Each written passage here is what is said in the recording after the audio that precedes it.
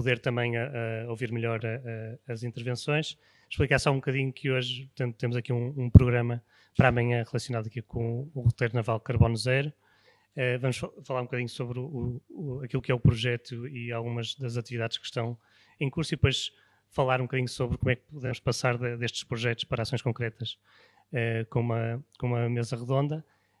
E, portanto, passava agora a palavra e agradeço, aliás, queria começar por agradecer também ao Campus da Figueira da Foz e à Universidade de Coimbra pela recepção aqui na Figueira da Foz. E passava a palavra ao Nuno Mendonça, vice-reitor da Universidade de Coimbra, para aqui umas primeiras palavras. Bom dia a todos. Desde já, obrigado pela vossa presença aqui no campus da Universidade de Coimbra, na Figueira da Foz. Sintam-se todos cumprimentados. Penso que já cumprimentei quase todos, senão falhou uma ou duas pessoas. Para nós é um gosto estar a receber um evento que junta dois setores estratégicos que a Universidade tem vindo a desenvolver nos últimos anos. Sustentabilidade e a economia azul. Por um lado, somos a universidade mais sustentável do país, temos trabalhado todos os rankings e temos trabalhado toda a dinâmica da universidade para responder a este problema que nos afeta a nível global. Por outro lado, com o investimento no novo campus, com o investimento na nova estrutura, quer de ensino, que também suporta a investigação, a inovação e o empreendedorismo, acabamos por ter um ecossistema ideal para podermos potenciar e apoiar também a indústria da descarbonização na indústria naval. Por isso, para mim, é essencial poder acolher-vos aqui, poder trabalhar convosco e disponibilizar também as instalações, quer do campus, mas também dos parceiros que fazem parte do hub da Costa Atlântica, nomeadamente a administração portuária, representada aqui pelo seu presidente do Conselho de Administração, a incubadora de empresas, também está aqui a colega da incubadora de empresas, ou seja, somos o hub da Costa Atlântica, para que percebam, é uma entidade que, sob a liderança do Fórum Oceano, tem vindo e está a implementar os seus primeiros investimentos. Somos um consórcio onde está a comunidade intermunicipal da região de Coimbra, 3 municípios, Mira, a colega de Mira também está aqui, penso que já conseguiu estacionar o carro, está ali. 3 municípios, Mira, Cantanhede e Figueira da Foz, a administração portuária da Figueira da Foz, a Associação Comercial e Industrial, a incubadora de empresas, a Universidade de Coimbra e o Centro de Engenharia Seapower, entidade que, infelizmente, por coincidência da agência, não está presente, porque está com a agenda Nexus em Sines. E acaba por ser o Centro de Engenharia, um Centro de Tecnologia e Inovação que está implementado na Figueira da Foz e que também está a apoiar o desenvolvimento de projetos na área da descarbonização da indústria naval, nomeadamente através da implementação de conversão energética de navios rebocadores, de dragas elétricas, que também são processos que estão neste momento em desenvolvimento pelo Centro de Engenharia e Inovação. Isto é o ecossistema que nós estamos, ou isto representa o ecossistema que nós estamos a montar na Figueira da Foz e, para isso, para nós será essencial também os desafios que empresas que estão ligadas ao setor, que estão a olhar para isto como um potencial acrescido para o nosso país, se possam também juntar a nós e, sem necessidade de deslocação naturalmente para cá das vossas instalações, mas trabalhar com os agentes deste ecossistema.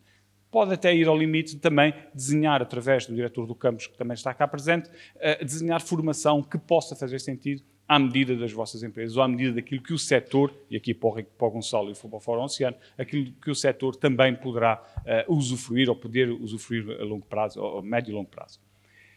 Naturalmente que este posicionamento da Universidade de Coimbra não é nacional, é um posicionamento, como tudo aquilo que a Universidade de Coimbra faz, internacional e, naturalmente, também que estas missões e esta informação é sempre transmitida a parceiros internacionais, quer seja do cariz de investigação, quer seja do cariz empresarial, também para trazer e a reboque deste ecossistema, também conseguimos povoar do ponto de vista internacional e posicionar do ponto de vista internacional aquilo que é o trabalho que estamos a fazer. Nesse sentido, tecnicamente, de descarbonização, eu não percebo. Do naval, eu não percebo nada, eu peço desculpa, não vou contribuir para a vossa discussão, mas vou contribuir para providenciar todas as condições que nós, de algum modo, possamos favorecer para que Portugal se possa afirmar também nesta área, que é para nós essencial que assim aconteça, e é para isso que a missão, uma das missões da Universidade de Coimbra, está aqui presente e latente para que vocês possam, de algum modo, também usufruir. Desejo um excelente dia de trabalho a todos e troca de contactos. Aquilo que precisarem da Universidade de Coimbra e da Figueira da Foz, por favor, disponham. Bom dia a todos. Muito obrigado. Aqui algumas palavras-chave, as ligações, as sinergias, que também são muito comuns àquilo que está a ser trabalhado no roteiro, e agradecemos novamente esta recepção. Passávamos agora um bocadinho a falar, uma apresentação breve sobre aquilo que é o projeto, e por isso pedia a Francisco Araújo, vice-presidente da CEVAL, que é uma das entidades promotoras do projeto, para nos falar então um bocadinho sobre o projeto. Ok. Posso?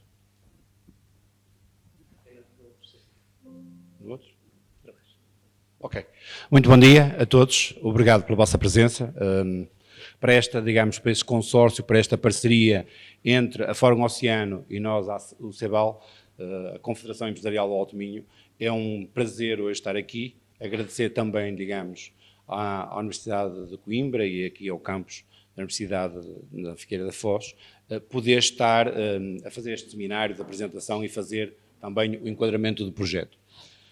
Temos um projeto que é comum, o projeto no fundo é o Roteiro Naval Carbono Zero, é um projeto cujo objetivo é trabalhar a parte da descarbonização da indústria naval. O que é no fundo o Roteiro Naval Carbono Zero? É um roteiro de âmbito nacional para a descarbonização do setor naval, na área da construção, da reparação e da manutenção naval. O principal enfoque nas empresas e nos stakeholders do setor naval. Queremos também trabalhar, e é para nós primordial, trabalhar a questão da modernização, da especialização e da diferenciação neste setor. A construção, reparação e manutenção, naval, no fundo envolve navios de cruzeiros, embarcações de pescas, marinha militar, marinha mercante, estaleiros, engenharia e tudo mais. Portanto, é toda esta área, no fundo, que nós queremos que o projeto pretende envolver e, ao mesmo tempo, trabalhar para que se criem condições na área da descarbonização e para que se possa evoluir nesse sentido. É este o objetivo, é este, o foco principal do projeto. Qual é a nossa ambição? Essa é uma ambição, bastante aguerrida, Estamos em 2025, como sabem. Até 2040 queremos trabalhar, a questão das emissões diretas, de âmbito 1. O que é que isto quer dizer? No fundo, quer dizer que se um estaleiro estiver a produzir 100 mil toneladas ano de emissões de carbono, em 2040 ele tem que reduzir em 70%, ou seja, de 100 mil, pensemos em 100 mil, terá que reduzir para 30 mil, isto a nível de emissões. Portanto, são passos, em 15 anos, são passos substanciais, tendo por base que todos nós temos consciência, de uma maneira geral, que a indústria, substancial, pesada e que vai haver aqui envolvências. A nível das emissões, indiretas de energia, parte elétrica, também há mudanças que é preciso cada vez mais trabalhar as energias renováveis, fazer a interligação para que as embarcações, quando tiverem estaleiro em doca seca, não estejam a emitir, emissões. Portanto, são objetivos já para 2040. Para 2050, muito mais, aguerridos, muito mais objetivos. Como veem, praticamente a parte da energia passar a nula, ou seja, não ter consumo, não ter consumo direto de fontes, de energia, não é? E a nível, das emissões, aquilo que há pouco apresentava como exemplo das 100 mil toneladas ano, passar a ter somente qualquer coisa como 10 mil toneladas ano. Portanto, há mudanças aqui substanciais que a gente, no fundo, pretende e que não é só este projeto, mas é de âmbito nacional, são, prioridades, são objetivos nacionais que o Governo, que o Estado tem para esta área. O projeto, só para vocês terem uma ideia rápida, o projeto está dividido em 6 atividades. Estamos a trabalhar, neste momento, na parte do roteiro para a descarbonização das indústrias navais. Temos vindo a fazer vários workshops de escutação e divulgação em várias áreas do país e sempre a ouvir, os parceiros, os stakeholders do setor e perceber mais e estar envolvido mais para perceber como é que poderemos melhorar. Vai haver agora uma fase que vamos trabalhar a formação para as empresas, a parte das redes de descarbonização, da nossa parte do projeto, da Fórum Oceano, do CEVAL e da empresa que está connosco a assessorar a parte da comunicação toda, a Maguilene, no fundo, a parte da comunicação e disseminação, ou seja, mostrar o que estamos a fazer e dar conhecimento daquilo que se vai e que o projeto pretende. E há uma parte de gestão do projeto que é, nossa interna, como poderão imaginar, gerir, o trabalho em si. A parte do roteiro para a descarbonização das indústrias navais, várias reuniões que temos vindo a fazer ao longo. O projeto começou em 1 de janeiro de 2024 e irá até 31 de dezembro de 2025, portanto tem a duração de 2 anos. Mas, no fundo, a parte, digamos, temos vindo a trabalhar cada vez mais um diagnóstico do setor, a questão do benchmarking, perceber, e a parte da inovação tecnológica, perceber o que é que podemos fazer, locais onde se está a fazer bem e a seguir um conjunto de parâmetros interessantes, muitas vezes na parte do norte da Europa, ver políticas interessantes para que nós aqui, digamos, em Portugal possamos fazer o mesmo e evoluir. Saber também qual é o estado da arte relativamente à parte da descarbonização do setor, não é? Perceber o que é que está feito, como está, quais são os parâmetros hoje em dia, trabalhar um estudo estratégico na área do ambiente, da parte social e da governança da frota mundial, isso é essencial para se perceber globalmente, e temos uma parceria também no sentido de trabalhar a questão da assessoria legal do desenvolvimento do roteiro de bases contratuais, práticas de SG, códigos de conduta, ou seja, temos que legalmente estar a fazer as coisas e da maneira certa. É importante isto para criar um roteiro para a descarbonização da indústria naval. A questão dos workshops de escutação e divulgação, fizemos um no Norte, no Porto, outro em Lisboa, outro no Algarve, este aqui agora no Centro. É importante passar pelo país inteiro, no fundo, abrir as portas e ouvir também, digamos, os vários setores, os vários stakeholders da região e perceber aonde podemos e devemos evoluir, aprender e, digamos, querer trabalhar para que as coisas possam melhorar. É isto que nós temos vindo a fazer constantemente ao longo do projeto até agora. Vai haver uma parte de formação para as empresas, iremos começar agora, digamos, a partir de julho, na questão das visitas técnicas, parte de diagnóstico e capacitação das empresas, preparando-nos para a utilização de ferramentas na área da descarbonização e também, digamos, ações de ideação, ou seja, pensar um bocadinho fora da caixa a nível de negócios, a nível de novos produtos e serviços, principalmente para as empresas e junto às empresas. É importante esta parte e seria muito importante também para o roteiro poder a contribuição, digamos, nestas áreas nessas áreas, tanto nos produtos como nos serviços. As redes de descarbonização será feita no último trimestre, provavelmente deste ano, o projeto vai até dezembro, digamos, uma missão inversa em que o objetivo é trabalhar aqui parcerias internacionais, reuniões bilaterais, visitas, parcerias nacionais, mas no fundo o objetivo é alguém que nos possa ajudar, alguém que tem mais, digamos, tem mais conhecimento, alguém que está mais dentro destas áreas e que já as vai trabalhando, a Sea Europe e as plataformas tecnológicas Waterborne, no fundo conseguirmos aqui trocar experiências, ou seja, irá ser feita uma missão inversa, vem cá a Portugal, vamos estabelecer o local para que os atores nacionais e os atores internacionais se possam conhecer e ao mesmo tempo trocar ideias e opiniões para ver como é que, de uma maneira geral, o projeto pode ser benéfico para ambas as partes. É uma questão da comunicação, nós temos vindo a trabalhar, é importante, como podem imaginar, um projeto só não é só trabalho específico, é questão de trabalhar também a parte da identidade visual, a parte, digamos, dos logotipos de redes sociais e tudo mais, ou seja, dar a conhecer o que se faz, o que se pretende fazer e a ponto da evolução do próprio projeto, a nível do website, notícias, digamos, alguma regulamentação e informações legais que a gente tem vindo a pôr, digamos, no site.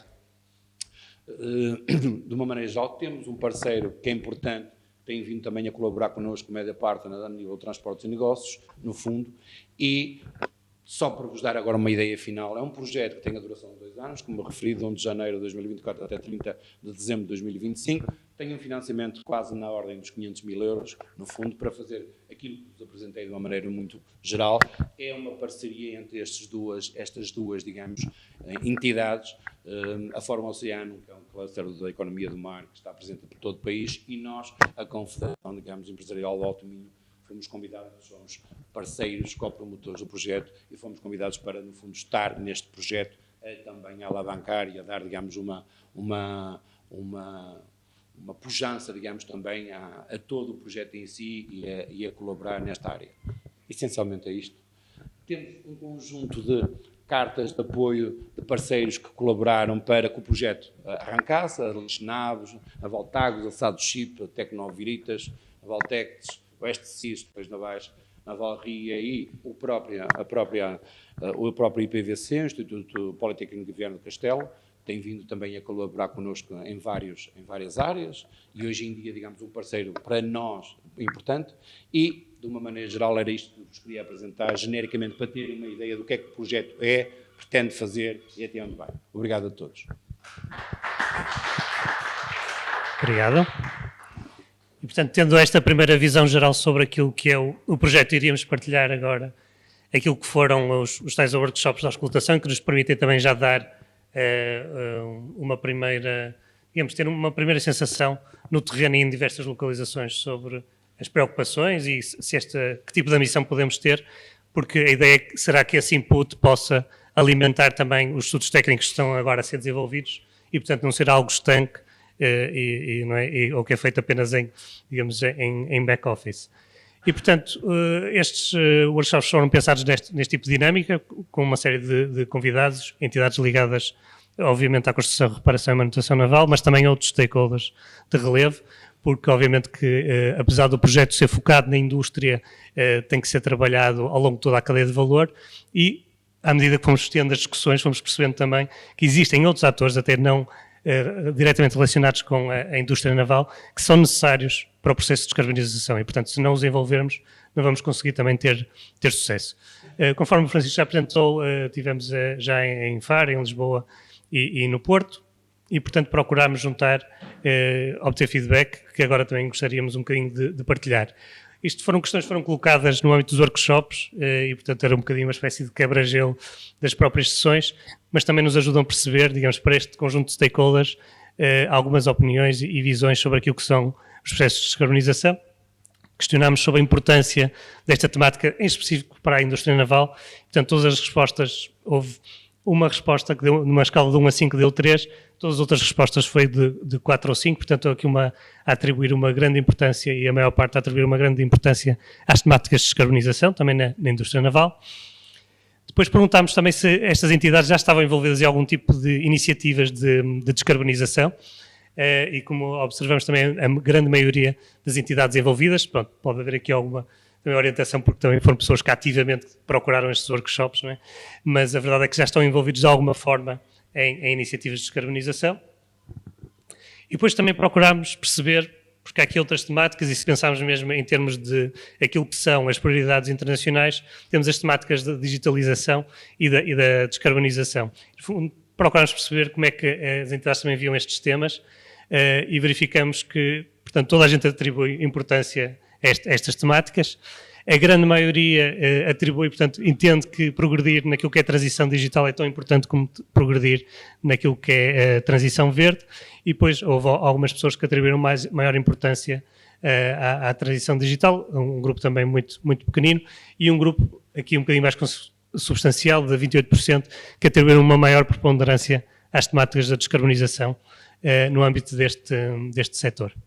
Depois também procurámos obter mais alguma informação sobre, um bocadinho a quente, sobre quais é que eram o primeiro desafio que ocorria às pessoas quando pensavam em descarbonização neste setor.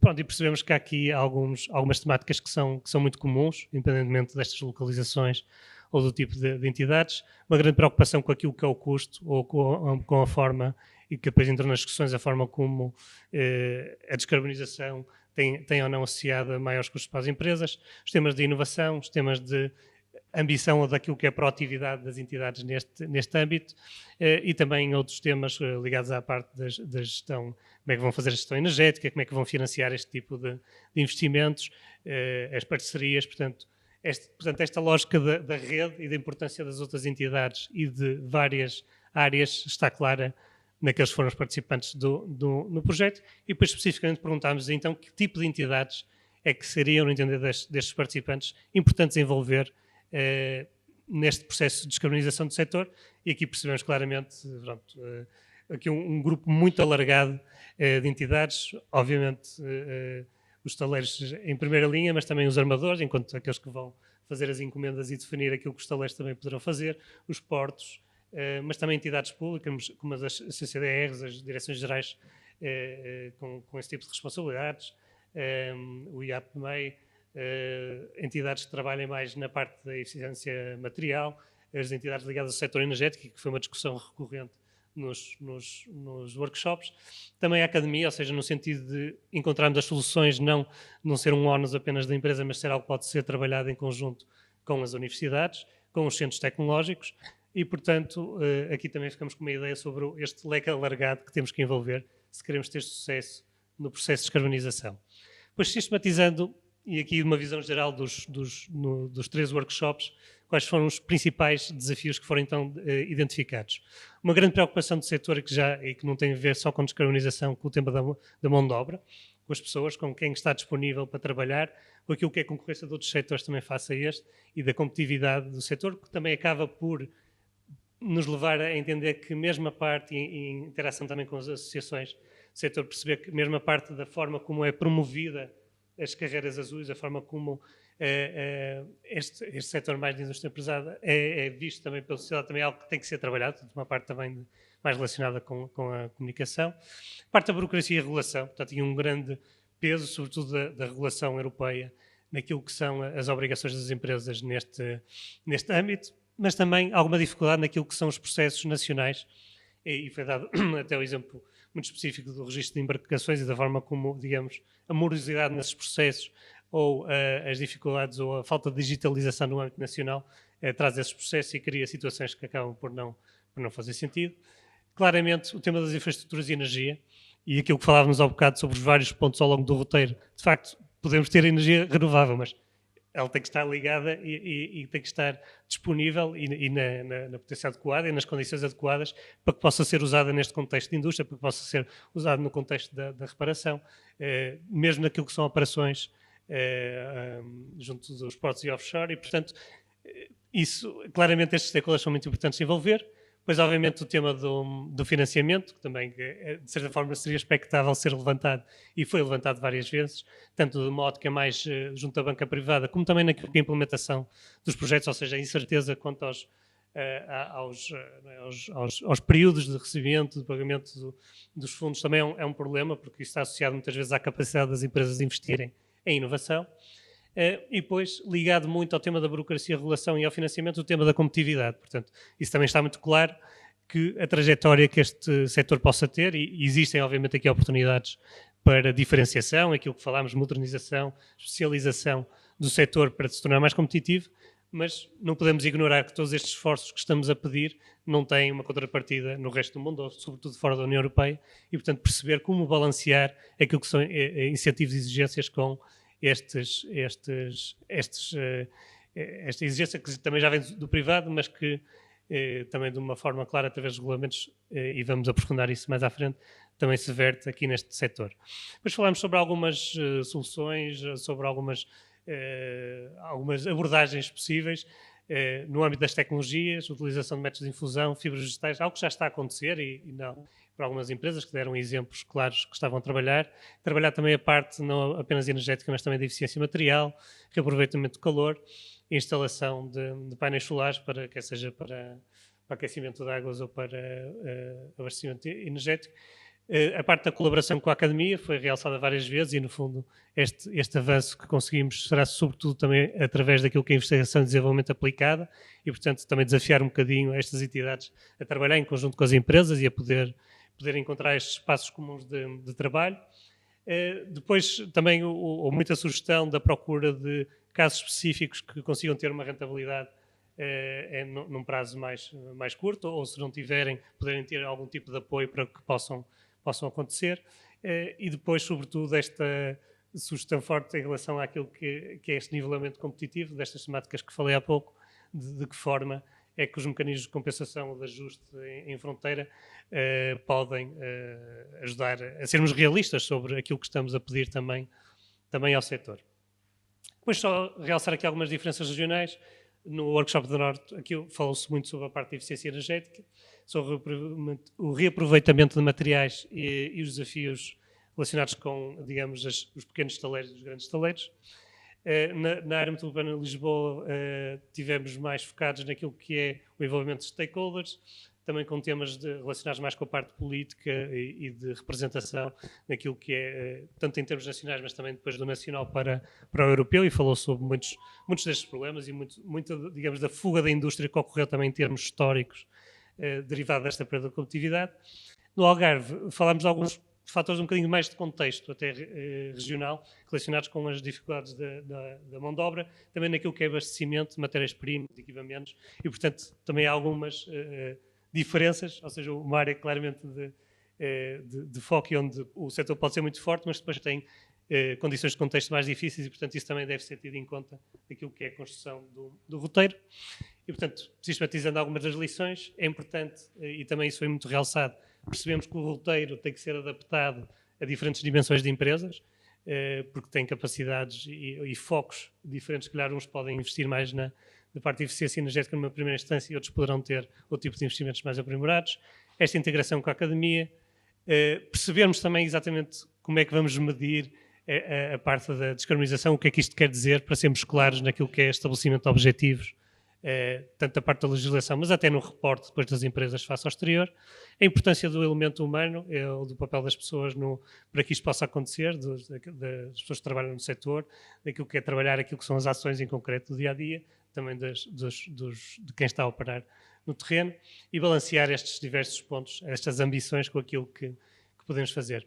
E, portanto, aquilo que resultou claro destes workshops e que acabou por ser reforçado também já aqui numa primeira instância neste evento, esta importância de termos aqui uma primeira reflexão coletiva sobre as percepções e as dificuldades que a indústria tem e que estão em detalhe e que vão ser agora incorporadas também nos estudos técnicos, esta integração multinível e de diversos tipos de entidades para o sucesso e, portanto, também aqui há alguns temas, por exemplo, como o tema das comunidades energéticas, o tema de olharmos para aquilo que são soluções também que já existem noutros países, para podermos validar aquilo que são as propostas do roteiro. E, portanto, agora iria dar a palavra ao Manuel Carrasqueira da Colisec, que nos irá falar um bocadinho sobre uma das partes que estão a ser trabalhadas no roteiro. Obrigado. Deste lado. Bom dia a todos, obrigado mais uma vez. Já estamos no projeto, portanto já é tarde para agradecer o convite de estarmos cá, agora só nos resta mesmo a trabalhar, não é? Basicamente só dizer que... Quem é que está a passar? Sou eu. Obrigado. Ok, a Colisec, nós somos uma empresazinha com 30 anos, a maior parte das pessoas não nos conhece, nós não fazemos propriamente publicidade ou comunicação, o nosso trabalho muitas vezes fala por nós, mas trabalhámos muito no setor da construção civil e só mais tarde, quando aqui o Marco começa a mexer há cerca de 15 anos, não sei para que lado é que ele quer. Ok. E, portanto, a nossa área nuclear é essencialmente a gestão de sistemas, qualidade de ambiente, segurança e energia, a segurança nas suas dimensões, e essa perspectiva integrada nós entendemos que é fundamental, porque não vale a pena nós estarmos a trabalhar só ao lado da qualidade, que não trabalhamos os outros, por exemplo. É importante que o nosso trabalho seja reconhecido e não fazemos nada e não ajudamos outros a fazer o trabalho que não o façamos primeiro em nós. Nesta área da energia, nós somos então devidamente autorizados, acreditados pela DGEG, no âmbito das frotas e da energia em geral e pela ADN no âmbito do SGCIE, ok? Depois também, já agora, citar aqui o Fórum Oceano e a APIQ, são duas associações que nós integramos com muito gosto e orgulho, porque também acrescentam valor à nossa atividade. Ok. Enquanto pessoas, nós somos uma sociedade de profissionais, somos 13 sócios, para além dos colaboradores internos e externos que nos ajudam, e portanto, enfim, a maior parte das pessoas, 8 pessoas são ex-oficiais de marinha, ou oficiais de marinha seremos toda a vida, não é? Engenheiros navais, essencialmente, e pronto, e é isso que nós fazemos. Na energia nós fazemos então estas questões. O primeiro projeto, talvez próximo deste, que nós fizemos foi no setor dos moldes. Foi um trabalho muito importante, já lá vão ser alguns 15 anos ou mais, já nem me lembro bem, mas foi um trabalho que deu muito gosto, porque de facto foi fazer isto, foi fazer um levantamento nas grandes empresas de moldes no setor, e portanto o que eu vos vou falar hoje de facto é das coisas simples que nós temos que começar a fazer. Um bocado como a pirâmide de Maslow, não é? Portanto, nós temos que consolidar a camada de baixo. O nosso trabalho então no projeto foi essencialmente fazer estas 4 atividades, desenvolver estas 4 atividades. As 2 primeiras já estão e parece que passaram no exame que foi feito pela Fórum Oceano e de maneira que agora estamos a tentar fazer estas 2, não é? Será efetuada uma comunicação às empresas do setor, a apresentar o projeto e depois apresentar naturalmente o trabalho que nós iremos fazer. Portanto, um primeiro inquérito que atingirá 48 organizações, que foram já devidamente levantadas pela sua representatividade, embora nós saibamos que este setor é um setor que, de facto, onde a parede funciona muito bem. Né? Portanto, há aqui 2 ou 3 ou 4 organizações que são muito significativas em termos da energia, não é? E do potencial de descarbonização, e há outras mais pequenas que temos que abordar de outra maneira. Okay? Portanto, essas estavam então previstas no contrato, nós visitarmos 20 empresas e é isso que haveremos de fazer. Ok, e portanto, back to the basics, estão falando das coisas simples, portanto, isto são diagramas que eu vou mostrar aqui, têm pelo menos 20 anos, não é? Mas é bom a gente lembrar-se das coisas básicas que, de facto, quando nós, energia elétrica consumida pela indústria, reparem, em termos de energia elétrica, por exemplo, no final, útil, não é? Pelo meio, nós perdemos muita coisa e perdemos a maior parte da energia, não é? E na prática só vimos a aproveitar 30%. E, portanto, este é um trabalho, se calhar também dá uma forma de consciencialização, de levantamento que é preciso fazer. A organização controla o consumo das energias, já foi realizado um estudo de eficiência energética, portanto, são pequenas questões que a gente tem que se fazer, porque, como sabem, as organizações de consumo intensivo, mais 500 TEP, devem fazer auditorias energéticas, os prédios, essas coisas, e há muitas outras, e nós vimos, de vez em quando faz isso, essa pergunta tricky, que é perguntar ao gestor, ao gerente, se tem noção da sua fatura energética, e a maior parte não tem. Esse número andava na casa dos 40%, é mais sintomático nas pequenas empresas, conforme nós sabemos, mas ainda há assim, um certo desconhecimento das várias coisas e também se é possível implementar produção local de energia. Tal como dizia o Bill Gates, não é? Amanhã cada um vai ter o seu computador, errado, falhou completamente, temos 2 ou 3, não é? E na energia também é a mesma coisa. Amanhã todos nós iremos produzir a nossa energia, iremos tratar os nossos resíduos e depois a seguir, se calhar, produzir a nossa água. Já cá não estaremos com certeza para ver se calhar esta última fase.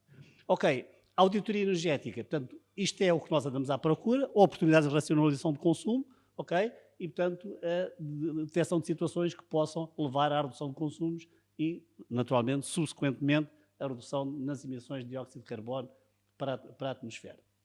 Oportunidades de eficiência energética, uma série delas, muitas vezes, aqui também há uma questão claramente comportamental, cultural, comportamental, e depois um conjunto de coisas por ali abaixo até a recuperação de calor. Não vos vou amassar muito com isto. Os processos, a primeira coisa é nós clarificarmos os processos de uma indústria e lá está, ir aproveitar ali, utilizar Pareto, não é? Perceber quais é que são os 20% de consumidores críticos que representam 80% do consumo da energia da organização e tal como dizem as diretivas da DGES, nós temos que auditar 90%. Portanto, isto em termos regulamentares. E é mais do que suficiente se conseguirmos fazer esse trabalho qualitativo que depois se reflete em termos quantitativos. Isto são exemplos básicos, mais uma vez, que muitas das pessoas desconhecem, e nós vemos isso um bocado aí por todo lado. Hoje em dia esta questão dos LEDs já se vai sendo ultrapassada, passou a ser uma coisa económica, mas há muitas outras que não são assim tão económicas e que requerem algum investimento. E, portanto, depois é preciso saber fazer contas, não é?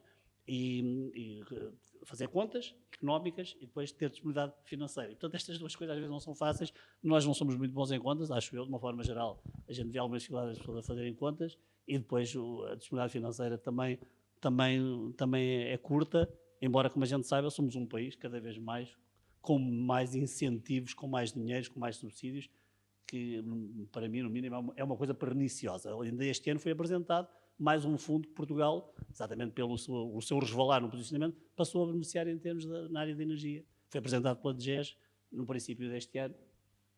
Já temos dinheiro para este ano, ainda não sabe como é que ele vai ser aplicado, com certeza.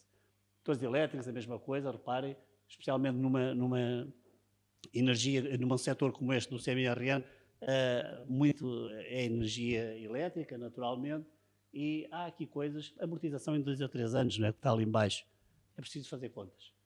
Ar-condicionado é daquelas coisas que mais críticas, também muito utilizado nesta indústria, e que a gente vai por um setor, anda no terreno e ouve o ar a cantar, não é? E, portanto, se ouve o ar a cantar, ouve os euros a voar, não é? E ouve o CO2 a ser emitido, não é? E, portanto, há muita coisa que se pode fazer, há livros, há boas práticas da DGES em Portugal, há muita coisa que se pode fazer, e, portanto, eu diria, e centrando-me sempre nas coisas práticas, do terreno para o papel, do terreno para o conceito, do terreno para o galáctico, nós temos que ir ao terreno e fazer as coisas, garantir as coisas simples. E aí nós ganhamos logo muita coisa. Depois as outras coisas também vêm em cima, e por isso é que está ali KISS. KISS é talvez a primeira ferramenta da qualidade. Bem, para os tecnocratas da qualidade, já sabem o que é que quer dizer KISS? Diga lá! Keep it simple, stupid. Não é? Portanto, é preciso manter as coisas simples. E, portanto, a eficiência energética é um caminho absolutamente crítico e fundamental para isto. E, portanto, a primeira coisa é a energia mais limpa, ou seja, sem carbono, não é? É a que não se consome, exatamente, facilita e acelera. O que se recomenda sempre é assim, não vale a pena as entidades dizem, eu estou a consumir 1000 TEPs, ok, então eu vou dimensionar aqui a minha produção de energia, não sei o quê. Não, a primeira coisa é racionalizar, a primeira coisa é ver o que é que eu estou a consumir, como é que eu posso reduzir. Se eu conseguir reduzir 30% é espetáculo. Portanto, então assim já posso pensar em formas alternativas de energia e como evoluir.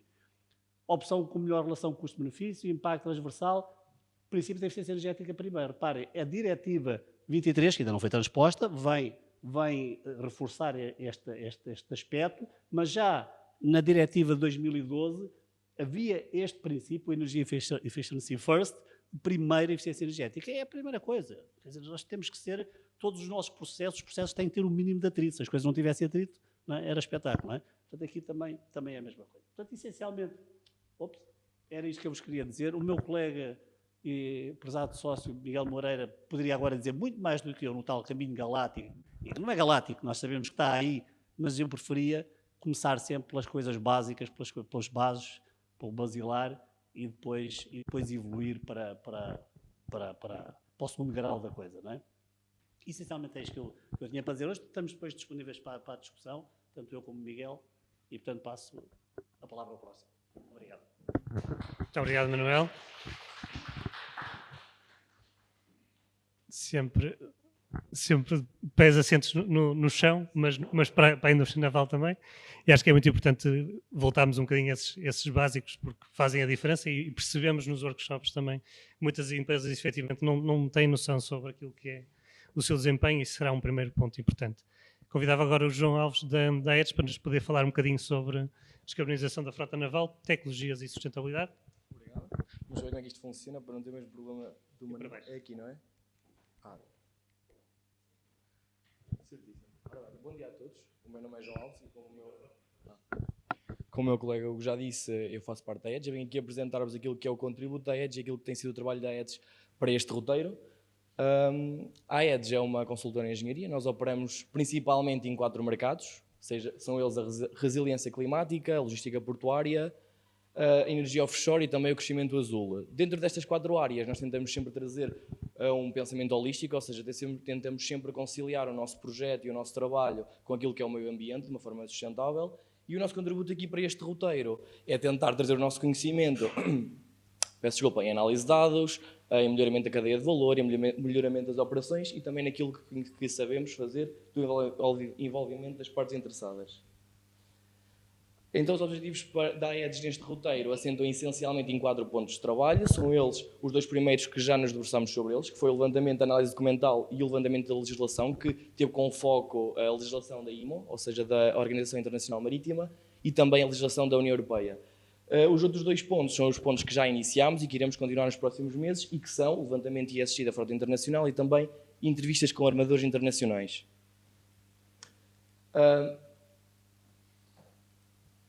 Parte do trabalho já iniciado pela EDS, como eu disse, passou agora por um contexto daquilo que era o estado da arte do setor e que também justifica um bocado a necessidade deste roteiro, em que conseguimos ver que, por esta figura que está aqui do meu lado esquerdo, entre subidas e descidas, a emissão de gases com efeito de estufa do setor marítimo tem vindo a crescer e tem apresentado uma tendência crescente.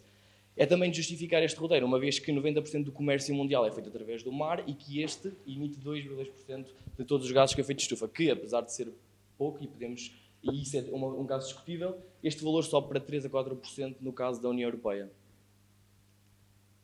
Exatamente esta realidade levou a que a IMO, ou seja, a Organização Internacional Marítima, como eu disse anteriormente, criasse alguns instrumentos legislativos para descarbonizar o setor e a indústria.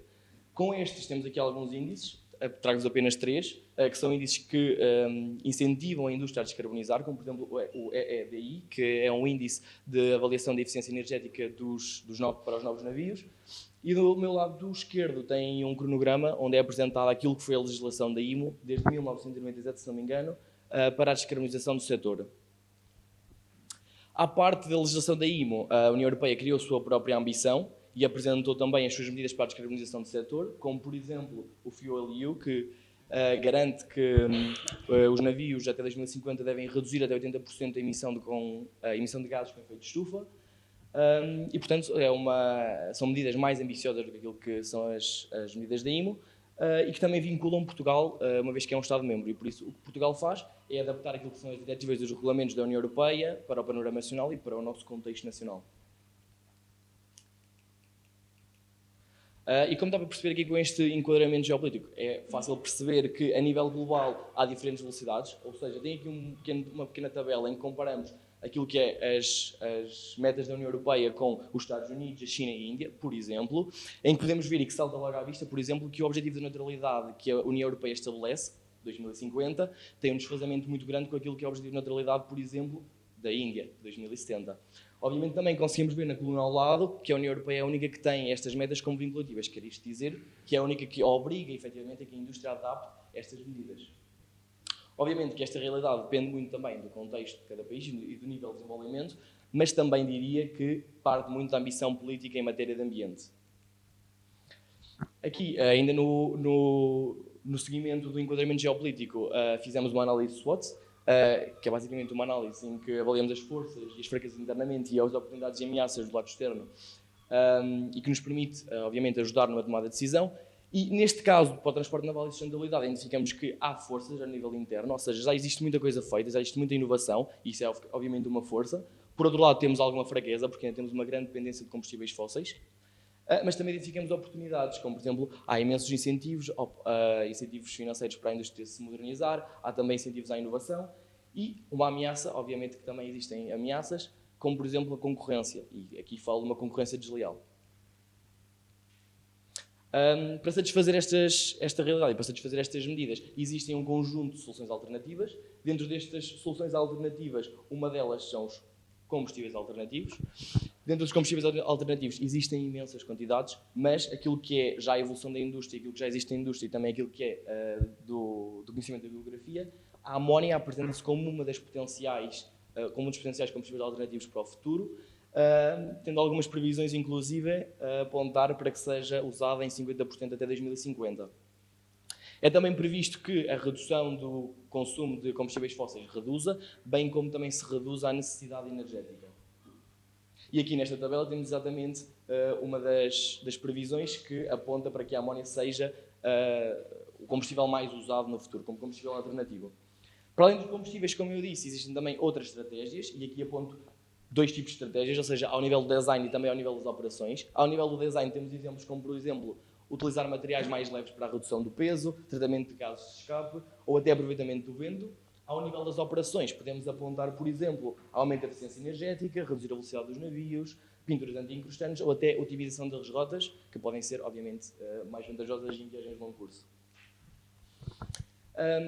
Dentro destas alternativas, como eu já disse, que até já fazem parte da indústria, há AEDs, e nós identificamos alguns casos de boas práticas, ou seja, alguns casos de países e também de embarcações que já adotavam algumas medidas e que podem servir para nós como exemplos de boas práticas, e portanto trago-vos aqui apenas um, que é o caso da Dinamarca, em que a Dinamarca tem já uma meta mais ambiciosa do que a própria meta da União Europeia, ou seja, prevê que consigam atingir uma sociedade 100% neutra até 2045 e tem um plano estratégico específico para a descarbonização do setor rodoviário e também do setor marítimo.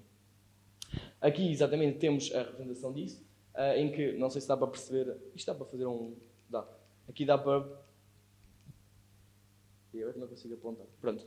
Mas aqui há uma divisão nesta figura em que temos um cenário de frozen policy, ou seja, que não se faz nada para o ambiente e conseguimos prever que o consumo de combustíveis fósseis permanece igual e inclusive até aumenta, e do outro lado temos aquilo que se espera que aconteça com a aplicação das medidas que constam deste report que foi feito pela Dinamarca, que é o IDA Climate Response para 2045, em que se prevê uma mudança bruta daquilo que são os combustíveis fósseis para os combustíveis alternativos, que têm, por isso, menos emissões de gases com efeito de estufa. Para além dos casos de boas práticas de países, eu trouxe-vos também um caso de boas práticas de embarcações. Eu não sei se estou a tapar aqui a passar. Trouxe-vos também aqui um caso de boas práticas de embarcações, ou seja, embarcações que já adotaram algumas medidas para a descarbonização. Neste caso foi uma embarcação que foi alvo de uma avaliação ESG, por isso já aplicou algumas das alternativas, como por exemplo combustíveis alternativos. Foi uma embarcação que já começou a adotar combustíveis alternativos e uma gestão eficiente no Porto, cumprimento da IMO 2020, que foi um regulamento que previu e que pediu para que as embarcações começassem a usar combustíveis com menos teor de enxofre. Também já adotou revestimentos anti-incrustantes, uma conformidade com aquele índice, não sei se se lembra que eu vos apresentei no início. Este índice, por sua vez, é aplicado às embarcações já existentes, em vez de embarcações novas como a ERI, o serviço de roteamento meteorológico e a instalação de dispositivos de poupança energética. E, portanto, como eu vos disse inicialmente, o trabalho da EDS focou em 4 pontos de trabalho. 2 destes foi o que eu vos apresentei até agora. No entanto, faltam ainda 2 que já iniciamos e continuaremos nos próximos meses. E são eles, então... Peço desculpa. Que isto é sensível. São eles, então, o desempenho ESG da frota mundial, em que vamos avaliar também vários índices e vamos tentar perceber qual é o desfazamento entre os objetivos estabelecidos e a capacidade da indústria de responder a esses objetivos. O último ponto de trabalho será as entrevistas com os armadores internacionais, que já realizámos na oportunidade que a AEDS teve de ir à Suécia numa conferência para a descarbonização do setor, em que já iniciámos entrevistas com alguns armadores internacionais. E o objetivo com estas entrevistas é exatamente perceber quais são os desafios que os armadores internacionais apontam para a descarbonização, para tentarmos preparar um conjunto de soluções para responder a esses desafios e que vão constar no roteiro naval Carbono Zero.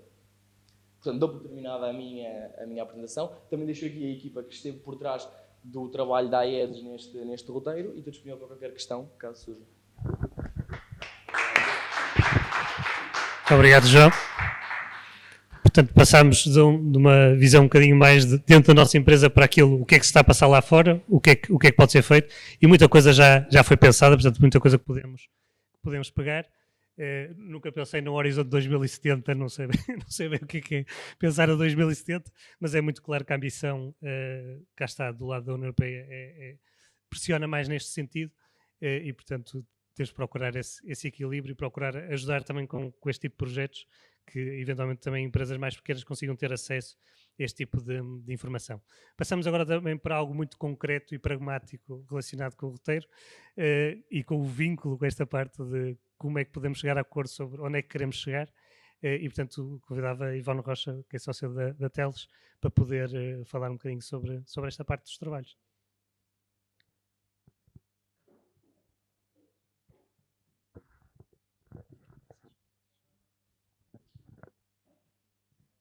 Bom dia a todos, é um gosto estar aqui.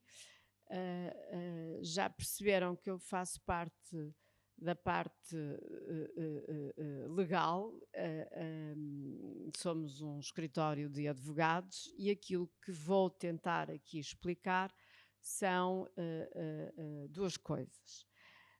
Por um lado, sabemos o que é o projeto, já tivemos aqui a oportunidade de ver abordagens práticas de desenvolvimento do projeto, mas precisamos também de perceber porquê o projeto, que pano de fundo é que ele tem e como é que ele nos prepara para o futuro.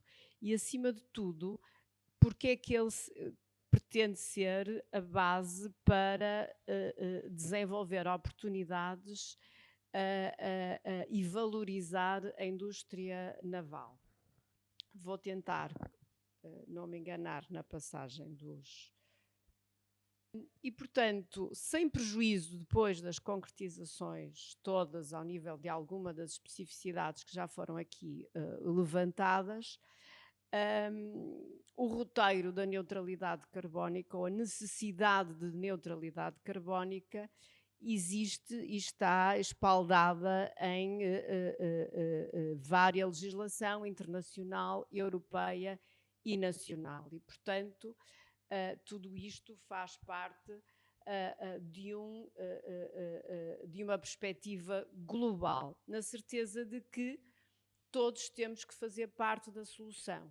Eu costumo dizer que se nesta sala alguém puxar de um cigarro e começar a fumar, levamos todos com o fumo e, portanto, temos que todos dentro desta sala combinar não fumar para que o ar se mantenha limpo. E, portanto, à escala global é isto que temos que fazer. Na certeza de que também não precisamos de ficar assustados, que quando vimos a imagem do desafio de reduzir em 90% das emissões, não quer dizer que vamos todos aqui para a idade da pedra viver debaixo do sol e da lua. Quer simplesmente dizer que temos que implementar medidas simples e concretas que permitam usar de forma eficiente os nossos recursos e aquilo que não pudermos eliminar, compensar de forma a que o balanço seja neutro entre aquilo que nós emitimos e aquilo que nós somos capazes de reter. Indo agora e concretizando, sob o ponto de vista internacional, as Nações Unidas puseram cá fora a Agenda 2030 e o Acordo de Paris, em 2015, veio estabelecer o segundo acordo, sendo certo que este é mais global do que o primeiro, que foi o Protocolo de Quioto, e veio estabelecer ambições em matéria de neutralidade carbónica.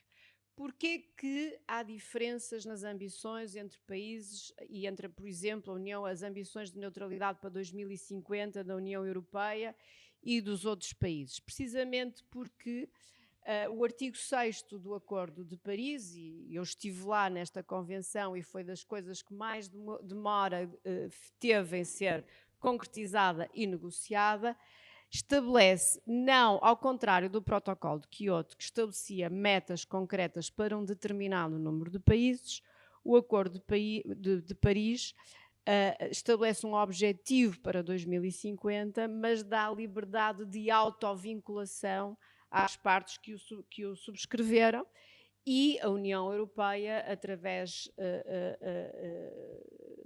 entre si, acordou pela neutralidade carbónica já em 2050. E por isso, logo a seguir, adotou o Pacto Ecológico Europeu e a Lei Europeia do Clima. E a Lei Europeia do Clima é um enorme desafio, porque eu costumo dizer que o direito do clima tem um lado A e o lado B. Tem o direito a termos um clima equilibrado, mas também tem uma obrigação de defender esse clima equilibrado. E, portanto, isto levando à prática, já começa a haver participações e processos que colocam em causa os efeitos climáticos de alguma indústria e, portanto, deixa a legitimidade de licenciamento que existe na indústria deixa de ser suficiente, é preciso algo mais. Finalmente, e portanto ao nível europeu temos isto e depois daqui decorreram os instrumentos europeus que já foi aqui falado de ESG. O ESG não é mais do que um instrumento regulatório que obriga a disseminar as boas práticas, de forma a que se combata, por um lado, o greenwash e, por outro lado, que se criem condições de competitividade entre os países, de forma a estabelecer um pano de fundo para todos os intervenientes e todo o tecido empresarial e industrial. Em Portugal, há dois pilares com impacto direto neste projeto. São eles o roteiro para a neutralidade carbónica e o Plano Nacional de Energia e Clima, que nos estabelecem os prazos para 2030.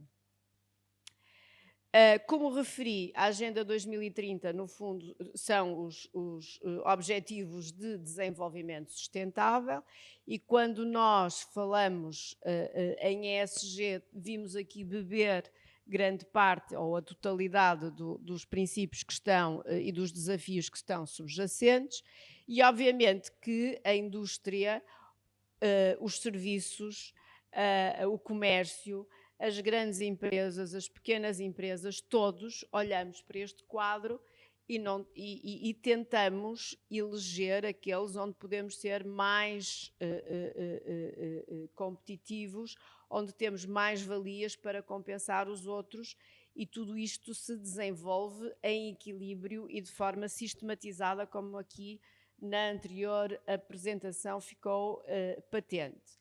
O Acordo de Paris, conforme referi, não estabelece imposições e limites de emissões de cima para baixo, ou seja, são os países que por si, por sua iniciativa, têm que ter presente aquele objetivo que é estabelecido, ficando obrigado a fazer uma autolimitação. Como é que se faz esta autolimitação?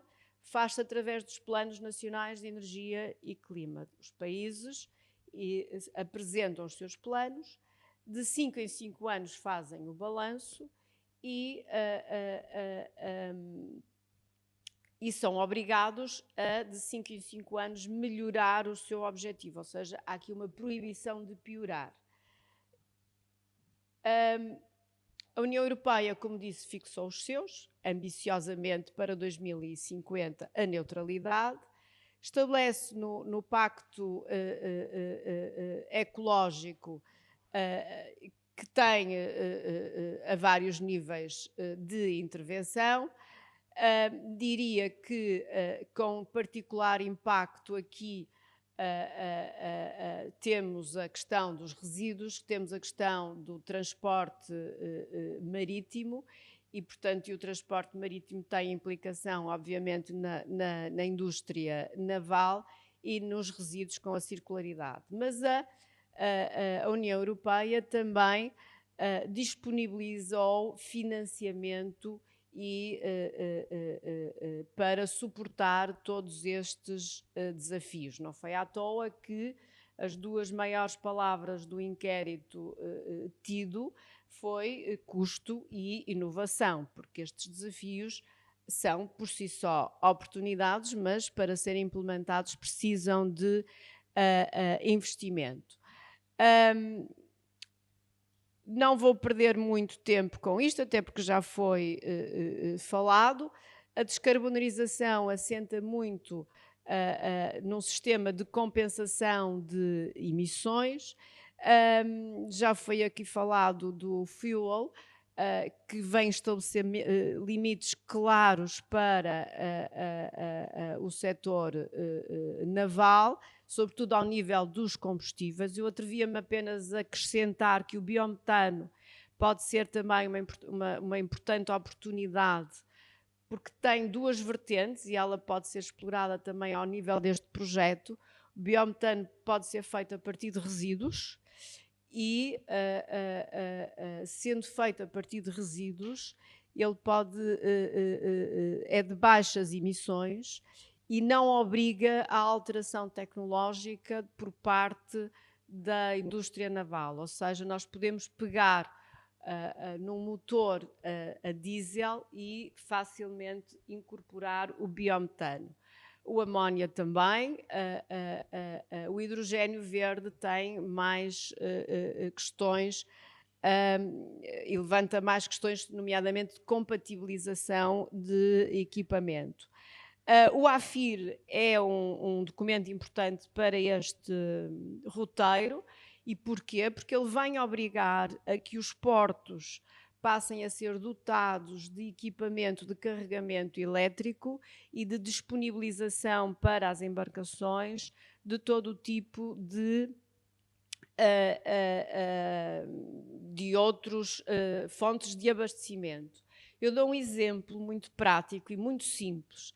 Nós temos os paquetes que estão atracados no Porto de Leixões, no Porto de Lisboa, e aqueles paquetes estão continuamente a produzir resíduos e mesmo quando estão atracados, quando podiam estar ligados a uma infraestrutura elétrica, estão a utilizar o seu combustível fóssil. E, portanto, é olhar para alternativas como estas e para soluções práticas como esta que se pretende desenvolver o roteiro da neutralidade carbónica para a indústria naval. A Lei Europeia do Clima, ela própria vem também, para além de constituir um direito, ela constitui uma série de obrigações que estão subjacentes no ESG, nomeadamente através dos relatórios e dos planos nacionais, onde fazem parte os planos nacionais de neutralidade carbónica. E, entrando agora aqui um bocadinho na parte mais pragmática, o roteiro da neutralidade carbónica nacional assenta nestes eixos: energia, porque é uma matriz importante e uma fonte importante de emissões e, portanto, impõe-se descarbonizar. Nos transportes e na mobilidade, onde se insere a mobilidade naval, e na circularidade, na necessidade de impor circularidade na produção industrial e no nosso modus de organização social, porque é os resíduos. Não nos diz tanto respeito agricultura, florestas e uso de solo, mas também será importante por algo que vou dizer mais à frente. Mas estes são os eixos da neutralidade carbónica e do roteiro nacional da neutralidade carbónica. E, portanto, que tem estes objetivos. Eu penso que a apresentação vai ser disponibilizada e, portanto, me dispensarão de os ler, porque gostava de parar um bocadinho neste roteiro que estamos aqui a falar. Por outro lado, o outro instrumento e o outro pilar que nos guia e que nos deve também inspirar é o nosso plano de energia e clima, com os objetivos, e onde, mais uma vez, a pressão é colocada na questão energética. As medidas são e os objetivos são claros, e a indústria naval não é exceção, portanto está aqui e precisa de se adaptar. Passar aqui o regulamento da taxonomia da União Europeia, e sobre isto,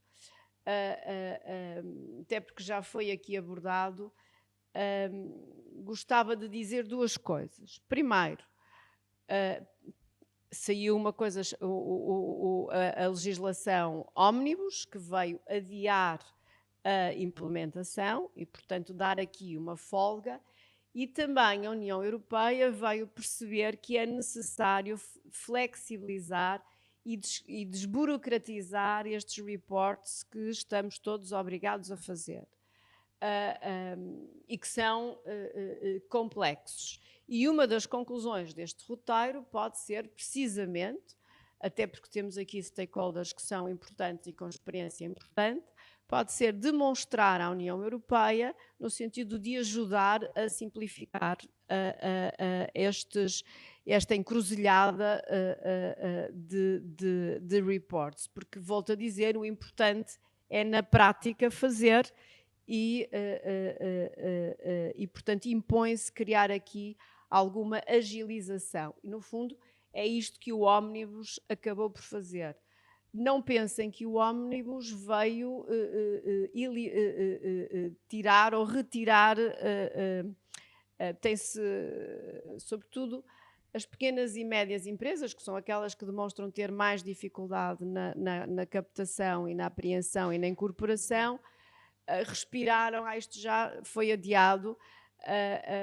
É um adiamento, mas não deixa de ser um desafio e não deixa de ser uma urgência, porque depois há toda uma série de outras coisas com impacto, nomeadamente para a obtenção de financiamento, que são importantes. Portanto, será disponibilizado, e também me vou dispensar de o referir. Aqui estão os adiamentos das datas. E agora, indo aqui ao nosso roteiro, ele, tal qual o roteiro da Nacional de Neutralidade Carbónica, tem estes pilares, E, portanto, e o nosso papel aqui é tornar isto de forma sistematizada e demonstrando a sua relevância e conformidade. Desde logo, aquilo que já foi aqui falado, impõe-se acabar com o desperdício e, portanto, implementar mecanismos de eficiência energética nesta indústria é importante. A eletrificação do setor é também ela importante, mas ela não é possível, porque nem tudo pode ser eletrificado e, portanto, o uso de energias renováveis, está ali um símbolo de eólico, mas pode ser o biometano, o amónia ou os gases renováveis. Portanto, é preciso diversificar as fontes, sobretudo num setor onde o diesel impera. Implementar práticas de economia circular, nomeadamente através de acordos bilaterais e diretos, porque se eu produzo um resíduo, que para mim é um resíduo, mas que para algum outro stakeholder é um produto, eu não preciso de pagar uma taxa de tratamento de resíduo e posso entregar através de um acordo diretamente a esse stakeholder para usar como matéria-prima. E, portanto, estes mecanismos é importante implementar. E com isto, descarbonizar a cadeia de fornecimento, utilização de novas tecnologias e criar aqui um mercado de compensação de emissões. O roteiro, sob o ponto de vista, o roteiro não deixa de ser um contrato, porque as partes que nele fazem parte têm que se obrigar, mas é voluntário, portanto, depende da vontade livre de cada um. É uma abordagem setorial e, portanto, tem por escopo o estabelecimento de um código de conduta que facilmente e que facilita a vida às empresas, de forma que depois facilmente o possam integrar nos seus relatórios de ESG no cumprimento das suas metas e nas suas demonstrações. E chamo a atenção para os contratos de simbiose, que também temos como objetivo defini-los, que são as bases que vão permitir esta negociação direta de resíduos, de forma a que eles possam ser reaproveitados sem os custos de gestão de resíduos que são elevados. Antes de terminar, e por ironia do destino, eu acho que os dois promotores deste consórcio são a Economia Azul e a Ceval. A Ceval tem a implementação no verde do Minho e, portanto, eu acho que este roteiro de neutralidade carbónica tem o objetivo de casar o verde com o azul. E se conseguirmos compensar as emissões do azul com o investimento no verde, este roteiro contribui e pode e tem todo o potencial de contribuir para um salto qualitativo na descarbonização da economia nacional. Eu costumo dizer que ele tem por função, não é uma meta, mas sim as bases para identificar oportunidades, facilitar o financiamento e criar também oportunidades. Eu não sei se fui muito pragmática, mas não é fácil explicar tudo isto em tão pouco tempo. Muito obrigada e mantemos-nos à disposição.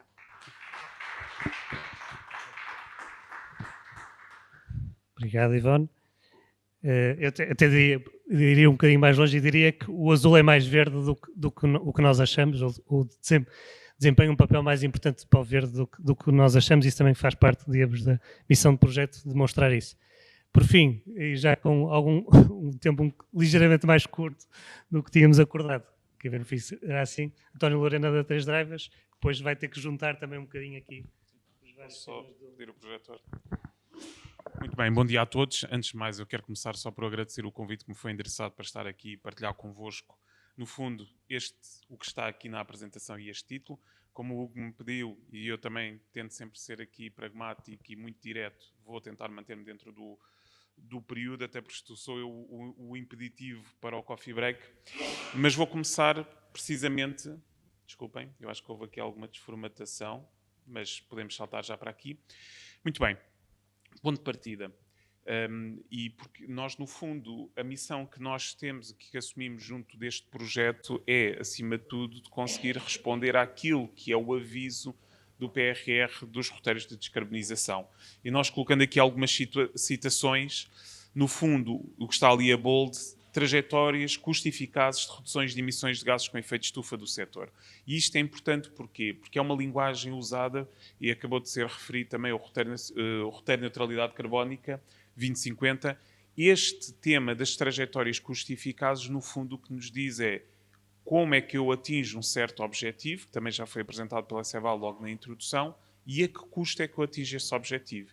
E, no fundo, tudo aquilo que nós estamos aqui a trabalhar, digamos, converge naquilo que é um documento, que é o roteiro, e que tem que responder, pelo menos, a estes temas. Não só as trajetórias custos eficazes, compatíveis, etc., mas mapear isto ao longo de 5 em 5 anos. Ou seja, nós temos que perceber, pegando, por exemplo, naquilo que o Manuel Carrasqueira apresentava, nós temos que perceber qual é o potencial das diferentes medidas, quando é que eu as vou implementar. E esta questão do quando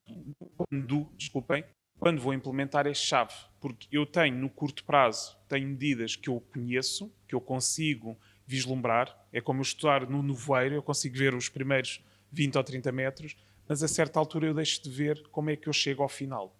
E esta incerteza é algo com que nós temos que lidar, e lidamos, digamos, de uma forma sistemática. Desculpem. Acelerando.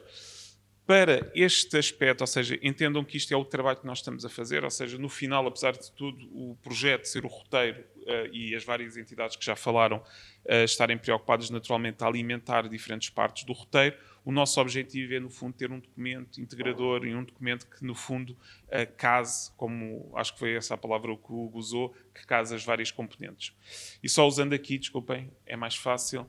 Aquilo que nós estamos a fazer, no fundo, são estas componentes todas. Esta, em particular, bebemos muito ao que os nossos colegas, as restantes empresas, estão a trabalhar, a caracterização do setor. Naturalmente, teremos que sempre também apoiar, mas, no fundo, as outras componentes são aquelas que nós mais estaremos investidos.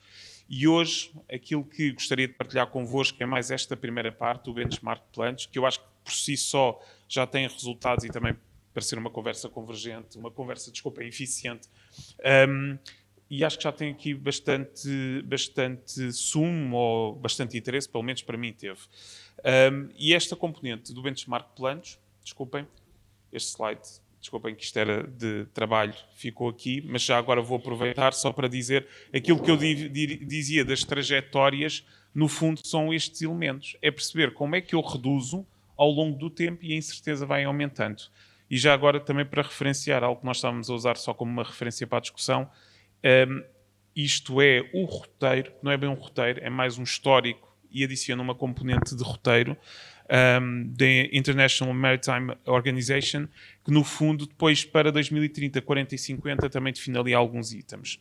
Mas muito importante, eu queria começar por este, digamos, na minha contributo, ou trazer algo novo, tentativa de trazer algo novo. Queria começar por falar de vários desafios que nós temos para este roteiro. E o primeiro desafio é o facto de nós estarmos a falar, e isto para nós tem que ser, é muito importante que se defina bem o âmbito, o roteiro, no fundo, tal como já foi aqui dito, construção, reparação e manutenção naval. Ou seja, o conjunto de empresas que nós estamos a fazer, apesar do shipping, obviamente, ser uma parte essencial, nós estamos concentrados, focados num conjunto de atividades muito específicas. Isso é relevante por dois motivos. Um deles, porque o próprio aviso dos roteiros, quando foi definido por alguém que decidiu, no âmbito do PRR, financiar estes projetos, definiu que só as indústrias transformadoras é que seriam alvo. Ou seja, as atividades de serviços não se incluíam dentro do aviso.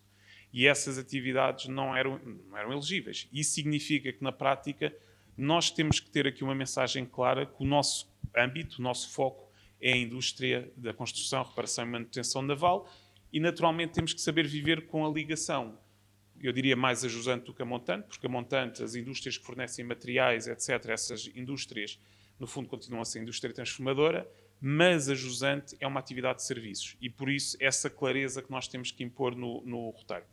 Mas o primeiro aspecto que nós temos é o facto de nós não termos bases estatísticas para trabalhar isto. As bases estatísticas que existem em Portugal são mais agregadas. Nós, para fazermos uma estimativa inicial, só para percebermos o âmbito, só para termos uma abordagem mais grosseira, nós fizemos uma estimativa com base no volume de negócios, ou seja, fizemos uma extrapolação com base no volume de negócios e nós chegamos, o valor está para aqui algures, mas sim, mas são cerca de 10 mil toneladas, 5 mil toneladas de 5.500 toneladas de CO2 por ano, equivalente por ano.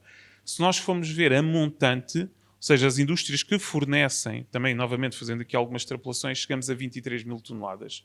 Ou seja, são 23 que somam às 5 mil e tal. Ou seja, nós estamos a falar de um setor responsável por cerca de 30 mil toneladas de CO2 equivalente por ano em Portugal. E isso significa que, de facto, apesar de não ser um setor que tem um impacto de outras indústrias, como o setor do cimento, neste aspecto, como a indústria do cimento, etc., não deixa de ser relevante nós trabalharmos. Eu costumo dizer que isto é... Nós estamos a fazer, e se calhar não é uma boa analogia para mim, mas estamos a fazer a barba às emissões de CO2. Nós temos que ir a todos os setores, independentemente de eles terem muitas emissões ou poucas emissões. Nós temos que saber trabalhar nesses âmbitos. E o segundo tema que está relacionado com o que eu acabei de dizer sobre o shipping, nós, no fundo, quando fazemos uma avaliação de ciclo de vida ou qualquer outra métrica ambiental relativa às emissões de CO2 ou de gases com efeito de estufa para o setor, ou, digamos, para o produto ou serviço, nós sabemos, e, digamos, isto varia, obviamente, depende do tipo de embarcação, etc., mas só pegando num estudo que foi o que eu encontrei que era o mais, digamos, extremo, as emissões da fase de operação representam 98%, a construção, a manutenção, etc., e o fim de vida representam 2%. É claro que estes números mudam muito dependendo do tipo de embarcação. Se estivermos a falar de uma embarcação de passageiros, se estivermos a falar, por exemplo, de uma embarcação com baterias, com sistemas de propulsão, sistemas elétricos, isto começa a mudar e começamos a ter um maior peso da fase de construção. Mas isto significa, e a consequência do que nós estamos aqui a ver neste gráfico, é quando nós, e isto é relevante para o que eu vou dizer a seguir, quando nós vamos ver o que são os planos, a nível mundial, o foco é sempre no shipping. Se nós formos procurar o que, por exemplo, naquele, e também os colegas da AEDS já falaram disto, quando nós vamos ver aquela estratégia da IMO, é que não tem praticamente nenhuma referência àquilo que é a atividade da construção naval. E isso significa o quê? Que nós estamos a perder, e percebe-se porque é que se focam, obviamente, no shipping, mas quer dizer que nós não temos bons referenciais a nível internacional para esta descarbonização na indústria. E eu diria, vendo o copo meio cheio, significa que nós temos algo que pode ser verdadeiramente inovador com este roteiro. Vendo o copo meio vazio, torna o trabalho mais difícil porque obriga-nos a pensar um pouco sem referências, sem bases metodológicas, etc. Muito bem, mas como parte do exercício de benchmark, o que é que nós temos feito? Nós, e estamos numa fase muito avançada, ainda queremos complementar com aquele lado do mapa mundo, mas no fundo nós fizemos o trabalho que nós achávamos que era prioritário, que era olhar para os grandes construtores navais, ou seja, é o que está para lá, é o que está do lado asiático, obviamente também focando naquilo que são as práticas da Europa, e fomos no fundo procurar o que eram planos estratégicos, ou digamos planos de ação, planos estratégicos, o nome que quisemos dar, roteiros, nestes países.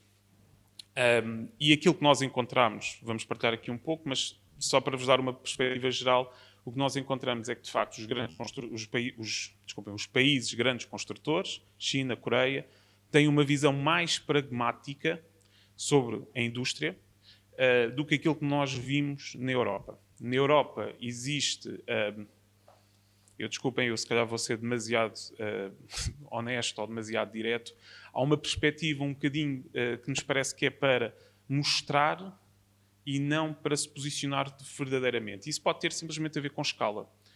Porque quando vemos aquilo que é os backlogs, em português, as encomendas e aquilo que está para construção, quer dizer, eles estão a ser construídos ali. daquele lado do mundo. E parece-nos que há uma estratégia preventiva destes estaleiros ou destes países de se manterem como os principais construtores navais do mundo, assumindo a descarbonização e assumindo a descarbonização, seja a integração de novas tecnologias para o shipping, ou seja, reduzindo a pegada do shipping, mas também reduzindo a pegada ambiental dos seus próprios estaleiros.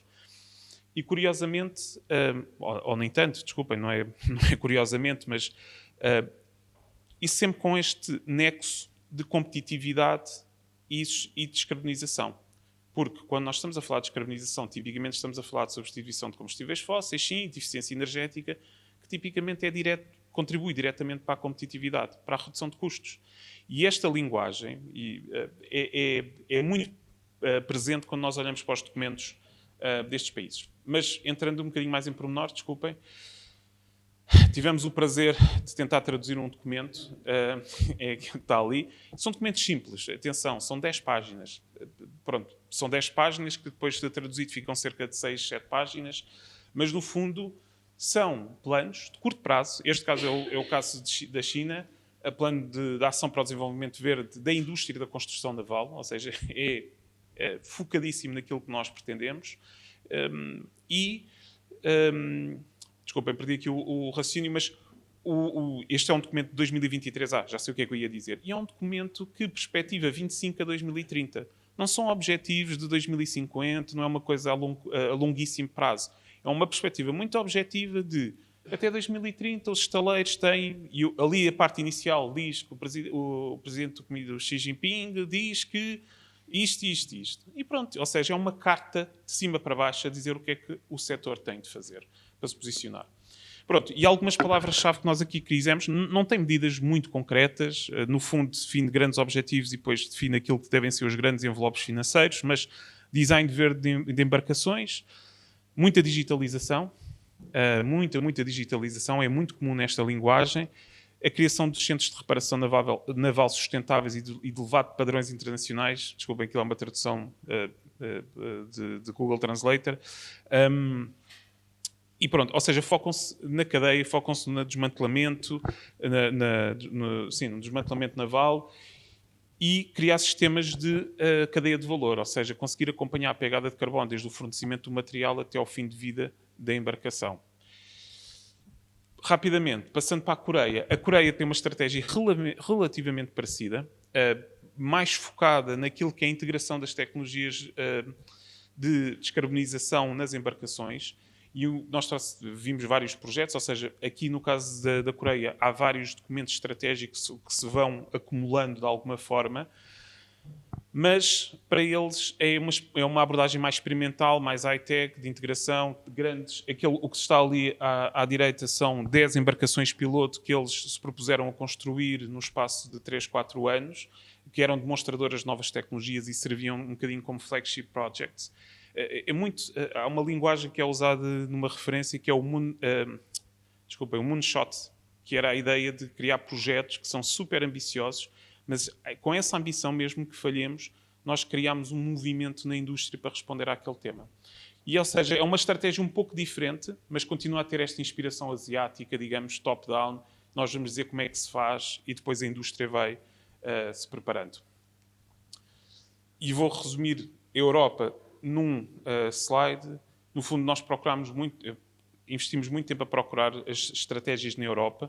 Há menos estratégias top-down, muito menos. Eu diria que a única que verdadeiramente e reparem que o foco no shipbuilding, a única que nós encontramos verdadeiramente dirigida ao setor é a do Reino Unido, com aqui a subtileza que não é propriamente uma estratégia para a sustentabilidade ou para a descarbonização per si, é uma estratégia de competitividade, quais são as tendências do mercado, como é que eles vão posicionar defesa, passageiros, segmentos muito específicos de mercado, e a parte da sustentabilidade aparece lá, digamos, como uma parte mais curta. E depois temos uma estratégia da Noruega também ambiciosa e que também toca tangencialmente nos temas do shipbuilding, mas está mais focada claramente no shipping. E depois outra iniciativa que nós vimos, mas que nos parece que já foi abandonada na Dinamarca, mas trouxemos porque pareceu-nos bastante interessante, que era uma abordagem um pouco diferente, que era já a indústria e os centros de investigação a juntarem-se num consórcio de 30 entidades, mais ou menos, com a definição de objetivos, também de grandes milestones, ou seja, era mais de baixo para cima, a definir objetivos de construção de embarcações muito específicas, também de nicho, mas sempre com este conceito de redução da pegada ecológica. Estes elementos que nós estamos aqui a reunir e temos outros que estamos a analisar, eles no fundo servem para quê? Servem para nós percebermos, termos aqui um mapa mental maior, nós percebemos quais são as grandes tendências e os desafios que foram sendo encontrados, para não começarmos nós, nem repetirmos nós, neste roteiro, aquilo que são, digamos, os erros, ou não diria erros, mas aquilo que são os tiros ao lado daquilo que podem ter sido outros documentos. Por exemplo, este Green Ship of the Future teve 3 anos, 4 anos de existência. E isso demonstra que houve ali qualquer coisa que não correu, que não teve sucesso. Se calhar foi falta de apoio, se calhar foi a falta de compromissos, não interessa. Por isso é que os benchmarks destes planos são importantes. É para nós percebermos o que é que correu menos bem, também quais são os focos, e também conseguir construir isto à dimensão daquilo que é a nossa realidade. Porque nós sabemos que, obviamente, os desafios ou as estratégias da China ou da Coreia podem não ser aplicáveis a Portugal, como é óbvio, e nós temos que saber fazer o ajuste. Só para resumir algumas das outras tendências que nós fomos encontrando, muito esta ideia de o design, a construção hoje de embarcações que possam substituir o tipo de combustível durante o tempo de vida da embarcação, porque estamos a falar hoje de combustíveis de transição, mas que em 2040, 2050 é possível que já não sejam esses os combustíveis, e por isso é preparar as embarcações para diferentes tipos de combustíveis. Digitalização e automação dos estaleiros, encontramos imensos projetos, Horizontes Europa, etc., focados nisso. Por exemplo, a Coreia tem um projeto, a Coreia do Sul, tem um projeto que é ter um estaleiro a operar 24/24 com base na automação. Ou seja, mesmo quando os turnos, ou seja, com menos pessoal, que continuem a trabalhar com base na robotização, na automação, etc. E é um projeto, novamente, moonshot, é aquela ideia super ambiciosa, mas que reparem que também está associada à descarbonização. Pode não ser intuitivo, mas tem a ver com a eficiência, muitas vezes, dos processos. Materiais e processos de baixo carbono, isto é uma tendência relativamente óbvia e na verdade, até estava ali a ler uma coisa sobre como o aço verde tarda a estabelecer-se por causa dos custos superiores. E a normalização e a certificação de ambientes. Também encontramos muitos estudos, muito trabalho feito sobre a standardização para também melhorar aquilo que é a possibilidade de substituição de componentes, etc., e prolongar o tempo de vida das embarcações. Pronto, eu termino aqui. Estes slides acho que já não são particularmente relevantes, mas muito obrigado.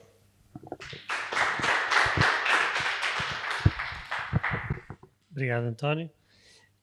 E, portanto, agora faríamos uma pausa, neste caso 25 minutos, provavelmente, mas também voltamos a chamar o coffee break, o julgo estará, deixem-me confirmar, está aqui do lado de fora, julgo eu. Exatamente.